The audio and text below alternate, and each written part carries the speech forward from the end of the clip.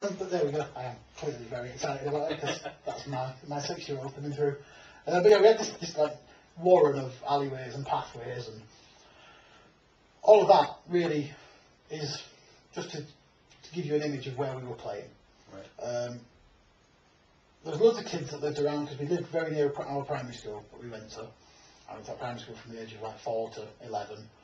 It was maybe 300 yards from the school. There was lots of other local kids who lived around there. We were all out on bikes in the streets. It was a safer time then, and all those things that Locks are made of paper. exactly. Yeah, nobody locked their door. Well, they did. In that part of town, everybody locked their door. But you were allowed to play in the street. We'd go play football in the street, and we'd ride our bikes up and down. And as long as you didn't go past the two ends of the street, you could pretty much do what you like. We played in our background, or we went across to the background behind us, and we had stuff to do. We entertained ourselves, and I feel like such an old man by saying, we were allowed out in the street. We played out. We never sat in and watched TV like I do now.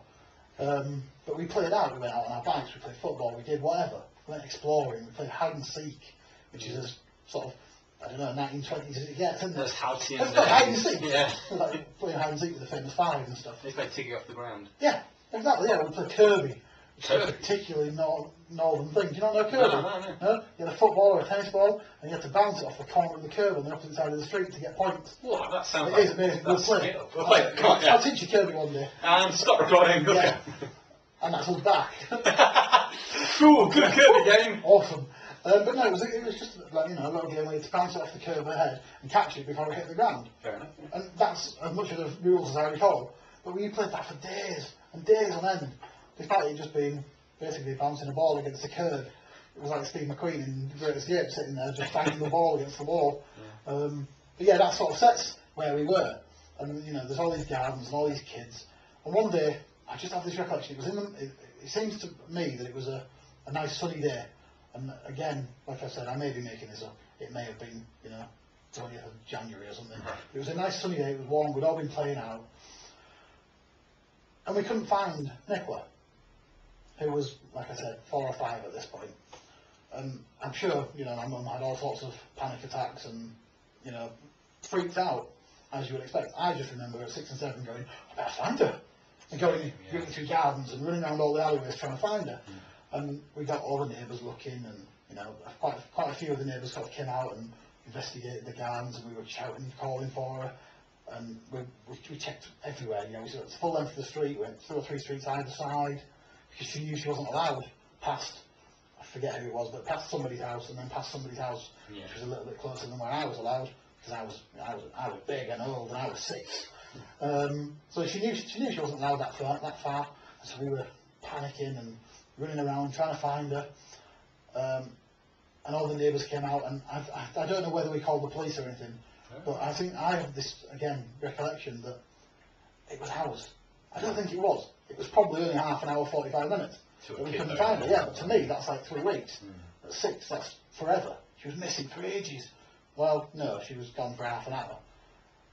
Okay, that's fine. So we went out, and I do remember getting my bike out and riding around shouting for her. And we have our issues, Nicola and me, and we always have had since we followed each other through high school, and she followed me through high school, and so all the teachers already knew my name, and she hated that. And it's one of those things, it's a teenage. She's the middle child now, and she had a bit of middle child syndrome, and she'll probably sit at home now listening to this going, stop being mean about me, stop being mean about me. Because we've bickered, and certainly since we hit sort of 15, 16, we've just bickered since then. Similar age, so and we've always just bickered, and I don't know, I always like to think I'm quite quick-witted, and I'm proving by doing this that I'm not. But I always like to think I'm quite sharp, and she's not good at a comeback. There's no banter. Yeah. There's no and we've never had that. No. Whereas I think if we'd have been a little bit more, if she'd have been a bit quicker on the uptake, and that sounds really mean. Sorry. No, if she'd have had that quick wit, which she doesn't have, and she'll hold on. I think the sharpest thing she came up with for about 8 years was, shut up! Which taught me. That's pretty biting. Exactly, yeah. And now my younger sister Lindsay, when she turned about 10, joined in. and started picking on her. She's 10, and she's picking on her 18-year-old sister. That's quite funny. It's hard, but you know, Lindsay and I have always been quite similar, and we spent a lot of time together as she was growing up, and I don't know, maybe that's just because that's how I was, that's how she was. I'm sure she'll phone me after she listens to this and tell me. But trying to kill you. Yeah, probably. But she was quite sort of biting and a little bit vicious as well. And Nicola spent her entire life going, "Shut up!" at us, because we used to gang up on her, which is harsh. But, you know, that's what brothers and sisters do, isn't it? I'm the big brother, and the little sister's following me around going, "Yeah, I'm going to need you too." Just like an episode of Malcolm in the Middle. Something like that, yeah, exactly. And Nicola's the middle child and just gets picked on from both sides. But at that point, you know, I don't know. My mum told me I used to look after her and I was all protective and sheltering and all those things that big brothers are supposed to be. Which, you know, I am. And I love my sister's spaces, but we just don't generally get on very well. Even now we meet up and bicker, so we tend to not. It's easier that way. I'll see her at Christmas and we'll have a fight and it'll all be fine again. But then I was very protective and I took the bikes out and I got the gang out.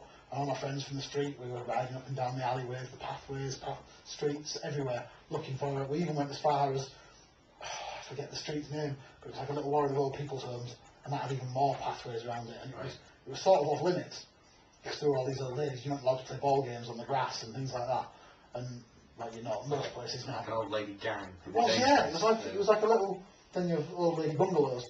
And they had a piece of grass in the middle that they all shared and they all cherished. And they had a big spike in the middle that said no ball games. With a kid like impaled on it. Yeah, pretty much. The ball, the severed head hanging off it, yeah. And I even went up that far, knowing that full well she wasn't going to be there, but I went exploring. No joy, came home. It's alright, my 6-year-old bladder had been out for a long time. I'll go for a wee. Open the toilet door, and this won't come through to the people listening. I opened the door and it went poof. And my little 6-year-old brain went, "What the hell was that?" Again, I squeezed my head through the door, and there Nicola laid on the bathroom floor. I instantly went, "Oh my God, Mom!" Freaked out. Yeah. She was asleep. She's laid on the bathroom floor, asleep. And it was one of those little houses that had a separate bathroom and toilet. So it was just this little toilet room. Yeah. And it turns out she'd gone to the toilet at the age of like 4, fallen asleep on the toilet. Which is brilliant in itself, because you know we've all been tired enough to want to. Yeah. I know for a fact I've been tired enough to sit there and think, "Sure, I could just go to sleep now." And I've never actually done it. But the 4-year-old doesn't have that, you know, bit in their brain that goes, "I better not do that." She's just gone and started sleeping. And then because she's asleep, she's leaned forward, fallen off the toilet, landed on the floor, and just gone and carried on snoring. I'm wedging the door open, my dad comes running up all, you know, dad-like. Dad-like. Yeah. Tries to sort of not quite break the door in because she's there behind it.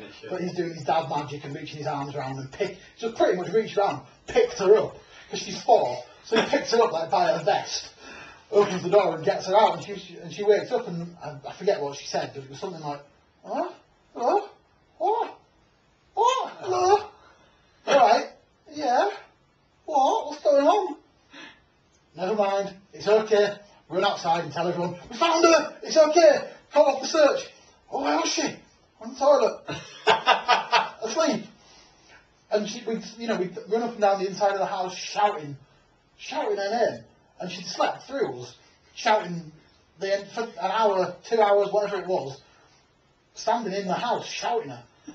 Any normal human being would go, "What? I can hear something." You know, it's like your alarm going off, and you going, and it's taking a minute or two before you go, "Oh, that's real. Okay, I'll get that." But we spent so long shouting her, me, Mum, Dad, all the neighbours, everybody standing in our garden shouting her, passing the house shouting her, running in and out, just making sure she wasn't in her kitchen cupboard. But none of us thought to check the toilet, because we assumed, you know, rightly so, that you stand outside the bathroom and shout somebody who's in the bathroom, they'll go, "Yeah, I'm in here, hold me a minute." Even at 4, you know enough to be able to sort of say, "What?" No, nothing. Asleep. Like a zombie. Properly dead to the world. And that's the strongest memory I have of it. And the rest of it I may have completely made up. But that's how I remember it. But the one thing I do remember is looking at the